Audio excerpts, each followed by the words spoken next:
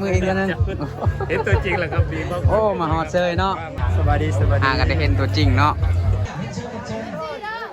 FC บ่ขอบใจว่าจังใดก็ FC จ้ะเด้อ FC บ่ว้าติดตามเรียบร้อยแล้วเด้หลังไหลเมฆเกิดมีลูกหญิงสายเชื่อสาม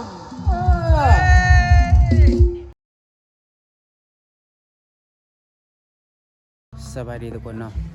ตอนนี้บอกคุยมางานดองเนาะงานดองของอ้ายเนาะหรือว่าเบาเฮียงเนาะทุกคนเนาะตอนนี้ก็คือมาหอดงานดองเป็นที่เรียบร้อยแล้วนะเขาเจ้าก็เริ่มเข้าเลยเริ่มเข้างานแล้วเนาะอันนี้ก็คือบรรยากาศภายในงานทุกคนเพิ่นจัดงานอยู่ที่บันดงใหญ่นะจัดงานอยู่บันดงนะทุกคนเพราะว่าอ้ายเพิ่นก็เป็นคนเมืองนอกเนาะแต่ว่ามาจัดงานอยู่พี่เนาะแล้วบอกคุยก็ได้เป็นแขกฮับเซิร์นมาร่วมงานเพิ่นทุกคนเลยเนาะก็ยินดีนำอ้ายเพิ่นหลายๆเนาะที่ได้สร้างครอบครัวเนาะภายในงานทุกคนบรรยากาศภายในงานเพิ่นเอาเมียมานำเนี่ยคนนี้โอ้ยเนี่ยจบเรื่องยอมมือสาวแล้วกับแบบนี้มาเลย นี่สบายดีเด้อใส่นี่ก็ได้แล้ววะเนาะได้วันเนาะเอาขอบคุณนะครับไปเด้อ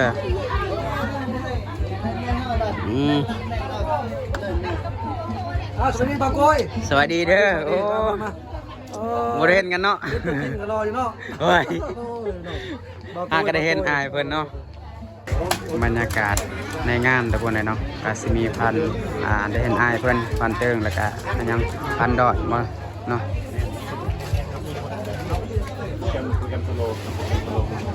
ก็สิมียูทูบเบอร์หลายคนโอ้ไอมันก็มาอีก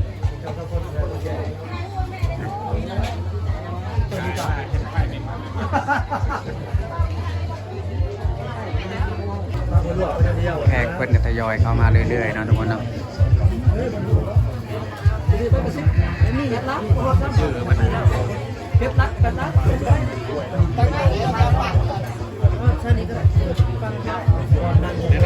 ใจเ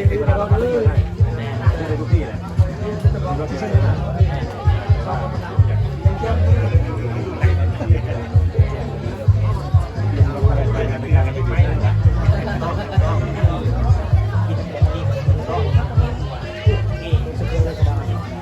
โอ้ยเห็นมาจับมืออีกแล้วนึงเห็นตัวจริงแหละครับดีมากโอ้มาฮอดเซยเนาะโอ้มาในคลิปเห็นเลยโดยขอบใจที่เจอกันซีเพิ่นพี่น้องไอ้เนาะเพิ่นมาจากประเทศไทยเนาะมาผู้เดียวเปล่าครับมาผู้เดียวโอ้มากับเบาลัดเนาะโดยรู้จักไทยก็เลยติดต่อครับมีวงนั่งแล้วเปล่าโอ้โดยฮะยินดีต้อนรับเข้าสู่ประเทศลาวปัจจุบันในมัดเป็นบ่อยู่อันแม่นแถวนี้แหละบ้านนาดอนแม่นบ้านเดียวกับไทยบ้านนอกอะไรไทยบ้านนอกมันก็พูดอยู่ใส่ไทยบ้านนอกยังบ่มาอ๋อนี่ว่านั่นแหละที่คนก็เจ้านี่แหละที่เห็นอยู่ในคลิปโดยขอบใจที่เจอกันเห็นในรูปตัวจริงเลยวันนี้ได้มากับอ้ายเพิ่นบอลัดเนาะเอาละบุมีผู้สาวเนาะสบายดีกันได้เห็นตัวจริงเนาะเป็นอะไรมางานแต่งบ่หรือว่าเจ้าบ่าวนี่นะโมเมนต์เจ้าบ่าวบ่เพื่อนเจ้าบ่าวโมเมนต์บ่มูเจ้าบ่าวบ่มูเจ้าบ่าวเป็นมูเจ้าบ่าวที่ว่าไอ้บ่าวรัดเพิ่นทุกคนเลยเนาะกันได้เห็นเนาะเห็นแต่ในคลิปมูเจ้าบ่าวนะน้องก็เจ้าบ่าวละขอบใจแม่นแย่งกันซีนเจ้าบ่าวละมานั่งนำกันสวัสดีไอ้มาสวัสดีเดี๋ยวต่อโต๊ะกันเลยทุกคนเลยเนาะมาเดี๋ยวไปถ่ายพี่ใหญ่ก่อนมาเอาเด้อหน้าตาเด้อ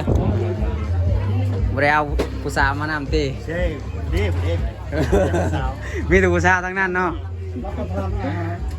พี่เพิ่นทุกคนเลยเนาะบ่ได้ทางหาไทยบ้านนอกบ่บ่ได้ทางหาไทยบ้านนอกบ่ไทยบ้านนอกหรือบ่ได้ทางหาเพิ่นบ่มอลานะต้องการมันขึ้นนี่นะ อยู่นำกันคือว่ายังบ่มาซ้ำนี่นะ นัดละ10 โมงมันจะงงอันนี้ กำลังปรับอยู่กำลังปรับอยู่ กำลังกันน่ะมันจะกำลัง กำลังแต่งหน้าอยู่ บ่ว่าสภาพเนี้ยนะมันยังกลัวมันคุยกัน เด้อ รักษาแล้วเขาจะตามพ่อ เห็นหลายคนทุกคนได้เนาะ เอาไปดองกันดองนี่ชัดกันน้อยนึงไปลากันเนาะโดยให้เราได้บ่กินไปลากัน แม่น โดยให้เครียดได้บ่ได้กินเนาะ โอ้ยกำลังหากินหาเขาน้ำกันเด้อว่าซั่น น่ะมาฮอดแล้วบ่จัก ตอนเอากันใหม่ก็นางไก่ไก่กันไก่ได้แต่ละฮะนางไก่อยู่แต่ละ อืม จะไปอีกก็ได้สิ ไปดองกันนาง ทุกคนเลยเนาะสาวดาเนาะมานำเนาะมีหลายคน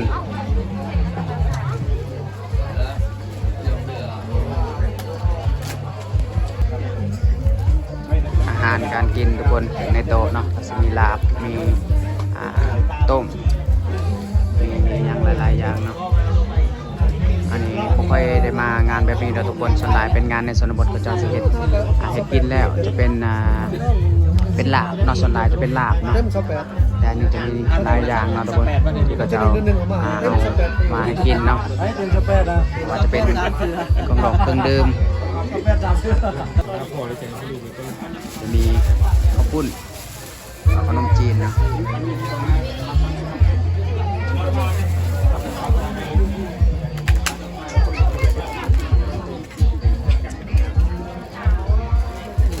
ทางคนกับเซาโตะเพิ่นกำลังกินอยู่ ข้าวเหนียวมาบ่ สบายดี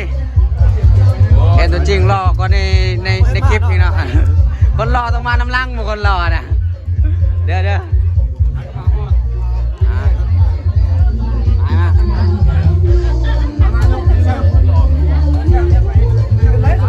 มีมวนมีเมาเนี่ยแหละวันนี้ทุกคนได้เนาะ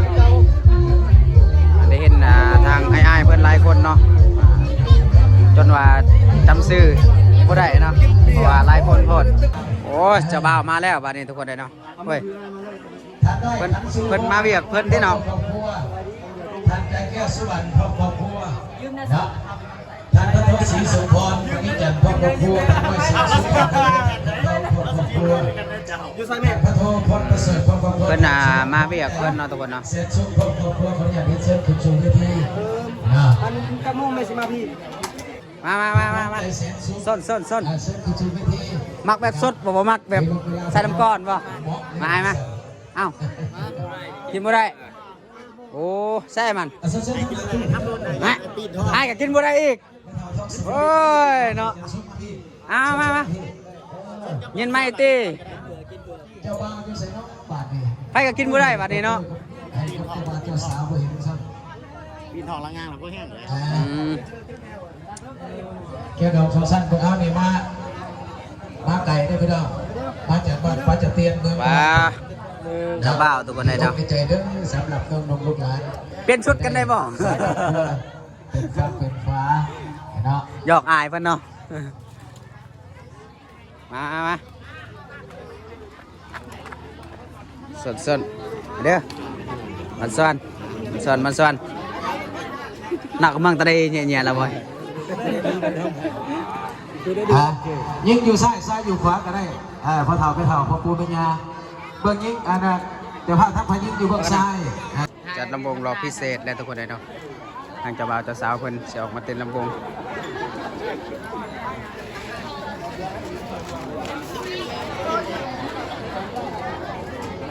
เวลาอันมีค่าของพวกท่านมาร่วมในงานสร้างครอบครัวใหม่ มาท้ายเจ้าบ่าวเจ้าสาวเพิ่นออกมาเต้นลำวงเนาะทุกคนเนาะ ความหักใส่เวลาอันเดินนานพอสมควร และมาฮอดมื้อนี้เจ้าภาพทั้งสองกำสองภายเจ้าโคตรลูกตาผู้เป็นพ่อเป็นแม่เป็นป้าเป็นลูกเป็นอาวเป็นอาได้จัดพิธีงานแต่งให้ลูกหลานของพวกข้าพเจ้าขึ้นอย่างสมเกียรติและอีกท่านหนึ่ง ดีน้ำเด้อ ข้าพเจ้าได้นำเจ้าภาพทั้งสองกำสองฝ่ายที่ว่าได้เชิญเอาบรรดาท่านแค่ท่านยิ่งท่านทรายมาจากใกล้มาจากไกลมาจากต่างเมืองต่างแขวงต่างประเทศที่มาพบเป็นสักขีพยานในมื้อนี้ งานแต่ง ขอเชิญบรรดาท่าน ใช่เพิ่นเนาะ ครับประทานอาหาร และก็ดื่มเบียร์ตามอัธยาศัยจนกาเวลาอันควรพวกเขาจะกลับบ้านกลับซองกัน และถึงอย่างไรก็ตามทุกสิ่งทุกอย่างที่พวกเขาข้าพเจ้าได้ต้อนรับขับสู่บ่ว่าจะเป็นอาหารการดื่มสถานที่จุ่มของหักให้ยืนยาวมันอย่าไปพันจนวันแก่เข้าลงไปสักสิ้นเกินทอขอจงน้อมหลั่งไหลเมื่อเกิดมีลูกหญิงชายให้เลิศด้วยปฏิภาณวันนี้ทั้งสองมองเป็นคู่กันแล้วได้เป็นผัวที่เมียแก้วเน่แล้วทุกความสุขสันต์กันโซฟานิรันดรนะใส่กันซอกใส่กันหาพยายามสร้างครอบครัวหรือว่าสร้างชีวิตคู่ของลูกของหลานให้เจริญก้าวหน้าขึ้นอย่างบ่หยุดยั้งก็แล้วกันเนาะทั้งเจ้าบ่าวและก็เจ้าสาวขอเสียงปรบมือให้ทั้งเจ้าบ่าวเจ้าสาวเปิดแล้วมองเข้าไปทำมาเลยเดี๋ยว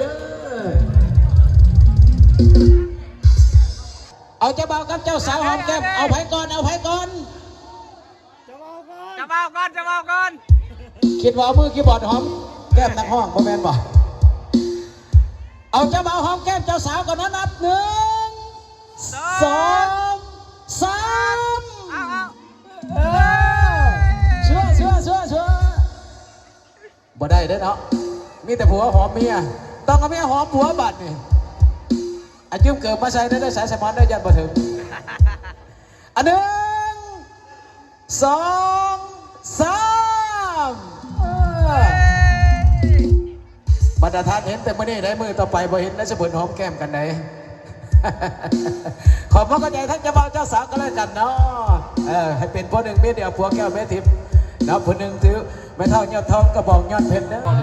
บรรยากาศภายในงานทุกคนเลยเนาะตอนนี้คนก็เริ่มมาแล้วเนาะคือเดี๋ยวเต็มในโต๊ะในเต็นท์แล้วก็เต็มหมดแล้วตอนนี้เนาะมาหลายให้กระป๋องลูกหลานที่ได้สร้างครอบครัวในวันนี้ขอให้ลูกขอเดี๋ยวอยู่ดีมีแห่งกันกระสันกูเป็นซีนี่ได้ทุกทีผสมกันได้หมดเรื่องผสมสีได้ไหมทำไมเขาบอกว่าใจเอาลูกโดนจะได้หน้าตากันเด้อเสื่อมเด้อทางนั้นเด้อเสื่อมประตูเด้อ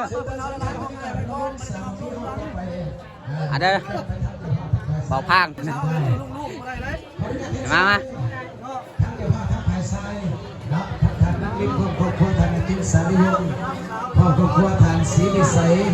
นั่งนี่แหละนักการทั้งทางพุทธเนี่ยสิมีคนมาถ่ายรูปอยู่ในหลายที่สุดเลยทุกคนแต่ว่าช่วงที่เขาเจ้าเปิดเพลงน่าจะถ่ายให้ทุกคนเบิ่งบ่ได้เนาะ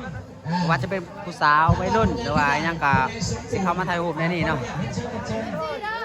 FC บ่ขอบใจเป็นว่า FC เด้อเนาะอยู่ใส่อะไรกันดีนึงนี่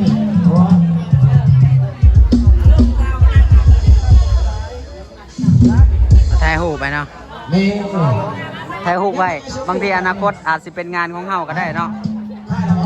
ว่าจังใดก็ FC จ้ะเด้อ FC บ่ว้าติดตามเรียบร้อยแล้วเด้ซ่องชื่อจังใดก็แม่นแล้วซ่องเจ้าได้ซะชื่อมวยภาษาอังกฤษบ่เบิ่งดูสิติดตามกับโอ้ขอบใจหลายๆโอ้เดี๋ยวมี FC คนงามเชยเนาะโอ้ทุกคนเลยเนาะเพิ่นมาโซ่ให้เบิ่งเนาะว่าเพิ่นเนี่ยติดตาม2 TikTok ปรากฏเป็นทีเรียบร้อยแล้วเนาะ FC กับคนงามๆนึงทุกคนเลยเนาะเพชรน้องเลยไอ้ขอเพชรน้องเราเด็กงูนะนั่นจะรวยอย่าเลยเพราะอยู่บันดงนี่วะอยู่ห้วยซานไปเฮียนอยู่สวรรค์คำบ่ได้ไปเฮียนเนี่ยสิไป5อยู่สิไปเฮ็ดคลิปนำอยู่อีกจักปีกว่าสิจบนะออกนั่นจะออกมหาวิทยาลัยต่อโอ้คือบ่เฮียนต่อซะเอามาเพิ่นว่าเป็น FC ทุกคนเลยเนาะขอบใจที่เจอกันและติดตามกันเนาะทุกคนเนาะ มีส่งท้ายติดต่ออยู่ป่ะสวยเลยเนาะนี่ถ้าอยากติดต่อหาเพื่อนกับติดต่อหาได้เนาะหรือว่าอยากสนับสนุนในการสิว่าจังไดเป็นสปอนเซอร์ให้ในการเฮียนเนาะจะเป็นสปอนเซอร์ให้ในการเฮียนกับติดต่อหาเพื่อนได้เด้อทุกคนนะเนาะสองทางติดต่อก็คือเบิ้ลโซมาให้เบิ้งแล้วเนาะก็ตามที่บอกไว้ไทยให้ทุกคนได้เบิ้งนั่นแหละเนาะนี่เอามาขอบใจที่เจอกัน สาวเพชรสาวสีอาดสาวพินสาวเพชรพักสาวน้ำมันบางอย่างเป็นเช่นนั้น หากมาว่านี่นะโอ้ยเขามาช่วยแท้นี่นะเอ้ยไอ้ตุกเพิ่นหากมาทุกคนเลยเนาะ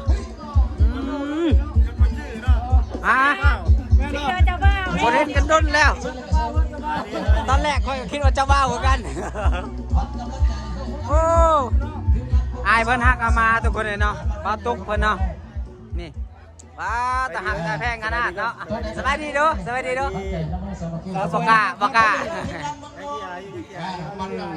ไอ้เพิ่นหักมาจากเมืองน้องทุกคนเลยเนาะเดี๋ยวไปเรื่อยๆเห็นพวกเราหกค่ำกันมาด้วยนี่เนาะแม่นพวกเราหกค่ำบ้านโดยสารน่ะเพิ่นก็มาคือกันจ้าเจ้าเบิดบ่ได้ทั้งคนทางไกลทั้งไปทางไกลประวัติมาซื้อไปเยี่ยมไปยามพี่น้องบ้านโดยสารมวนแท้มวนวาวสั่นเป็นพี่น้องเจ้ามาจิป๋าหอดไม้เมาแล้วบ่แก้มแดงซื่อบ่โอ้ยมาทุกคนเลยเนาะหักแพงกันคือเก่าเลยเห็นอยู่ใส่กับหักแพงกันเด้อสองคนคือบอกกันเป็นไม่ฉันจอกอายได้จ้ะจอกของพี่จอกเบาเฮียงมัดเลยภาษาเอาไปเลยบ่หักแพงกันคือเก่าทุกคนเมื่อแล้วบ่โอ้สิเมื่อแล้วทุกคนเนาะเพิ่นว่านี่มีแต่อาจารย์ของบักโกยตอนเรียนมัธยมเนี่ยทุกคนเนาะสิเมื่อเลยบ่อาจารย์โอ้อยู่บ้านแกงกระดองเนาะโอ้เด้อเด้อเรื่องผ้าไม่ใช่อะไรนะเรื่องผ้าทุกคนได้เนาะมาเมื่อนี้ก็ได้เห็นยูทูบเบอร์หลายคู่หลายคนเนาะทุกคนเนาะว่าจะเป็นบอกบ่ถึกแล้วตอนนี้เนาะว่าผู้ใดเป็นผู้ใดเนาะเพราะว่ามียูทูบเบอร์หลายขนาดเนาะแต่ว่าจะภาพว่าเห็นยังนี่ของขวัญจากแม่ฮักก็แต่ละทุกแต่ละตั้งแต่ละท่านแขกได้ให้คอยเบาเฮียงได้ให้คอยโอ้แม่ฮักเพิ่นมาเนาะทุกคนเนาะนี่เห็นบ่แม่ฮักเพิ่นมาก็เลยมีของขวัญมาให้เนาะได้มาเล่าได้ม้วนบ่มาเล่าทางทีมงานคนดนตรีคนกำลังเขาเอาจิตเสื้อเพิ่นมาจากประเทศไทยเลยทุกคนเลยเนาะลุ้นนำกันสาวพัดไปยิงบ้านแล้วก็พ้นได้สนุกบ้านพวกเขาเจ้าใหญ่ครับถนอมมันจะเป็นยังไงลุ้นพระบ้าก็ได้ไม่และสดไปพร้อมเนาะพลังนิ่งไปพิโร่เนาะเอามาลุ้นนำกันทุกคนเลยเนาะว่าซีเมนยังเนาะว่าแม่ฮักเพิ่นเซอร์ไพรส์ในมื้อนี้นะสิเป็นยังเนาะมาเบิ่งนำกันทุกคนเลยเนาะสัตว์เดียวเป็นยังโอ้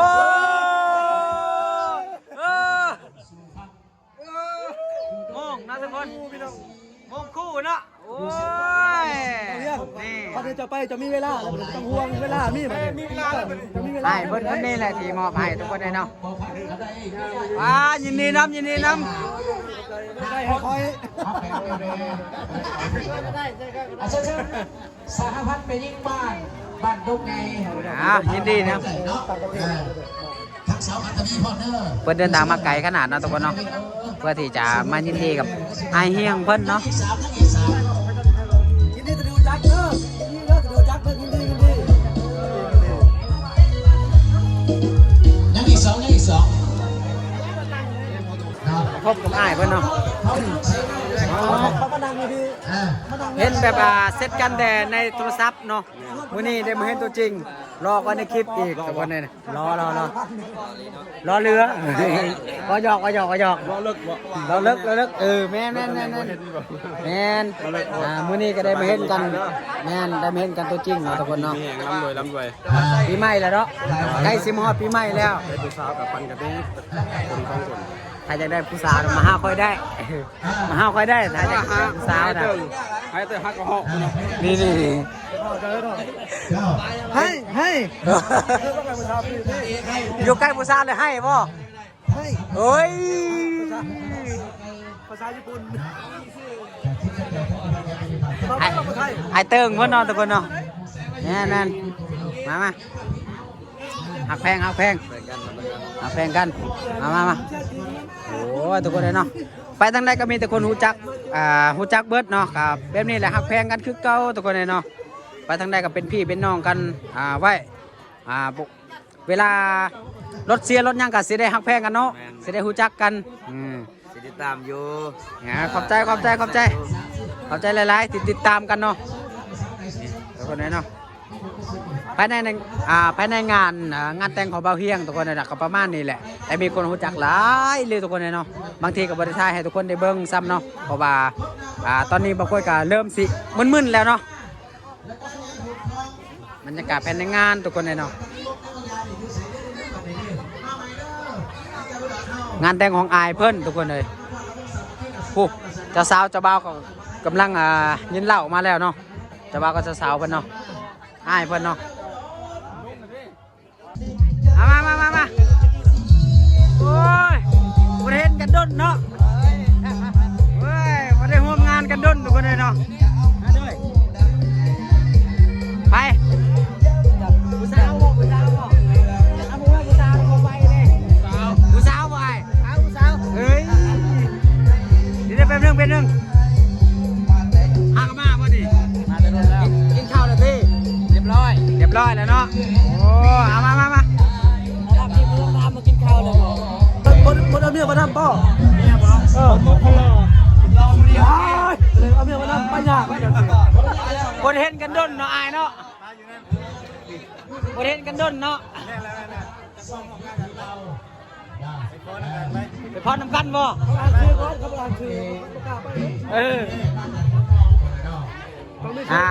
บทเห็นอายเพิ่นดนประมาณปีกว่าแล้วทุกคนเลยเนาะเพราะว่าแต่ก่อนก็เคยร่วมงานกับอายเพิ่นแล้วเนาะรอบพิเศษทุกคนเลยเนาะตอนนี้คือรอบยูทูบเบอร์เนาะตอนพิมเจอคำถามยังไม่พอได้ยังไม่ได้พอได้นะไอ้กูอะไรคนนี้นะป้าคอยคิดว่าเจ้าบไดมาเด้อาเซียมุ่นคอยคิดว่าเจ้าบไดมานี่มาแล้วป้าต่ออยู่เซฟบาจอยชนบนลาวเขาน่ะโอ้ยคอยเป็นFCเจ้าเด้อมาเจ้าเด้อเป็น FC ถูกซ่องกันแล้วเนาะเป็น FC ถูกซ่องเอาบนบัดนี่ FC ไม่ได้กดไล่จะกดจะว่าไล่บอกเขากดแต่ถึงใจกดแต่กูหัวใจเอา3 หอมช็อตเนี่ยเอาไปเลยท้ายบ่สดท้ายบ่สดสมแล้วสมเหล็กไป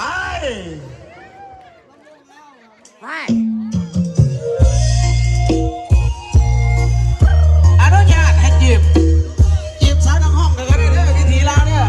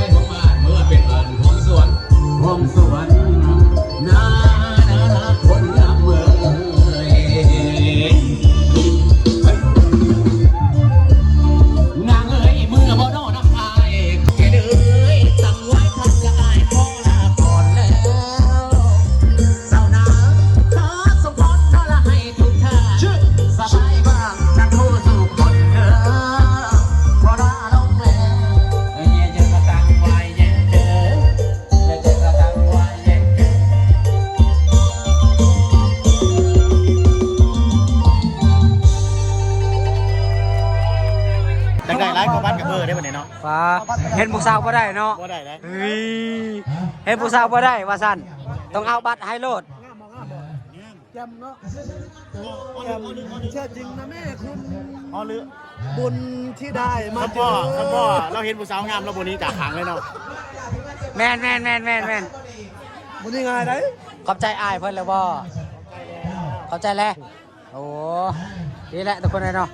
จุด ทางนี้น่ะเห็นผู้สาวบ่ได้เด้อ บ่ได้เห็นผู้สาวบ่ได้ครับ เห็นต้องให้แล้วเนาะ แม่น เพื่อเป็นกำลังใจ บอกไงว่า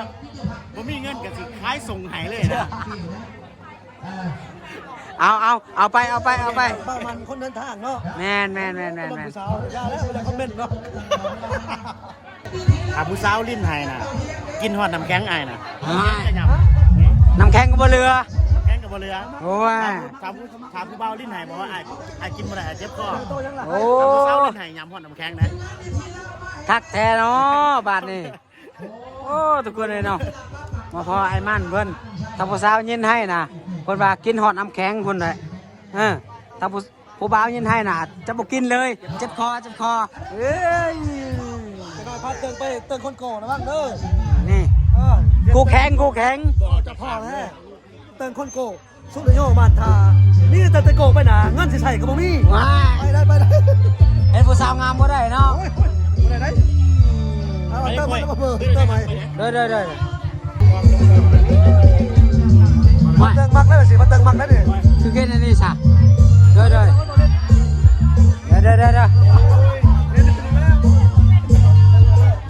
มาทุกคนเลยเนาะสาวงามว่าซั่น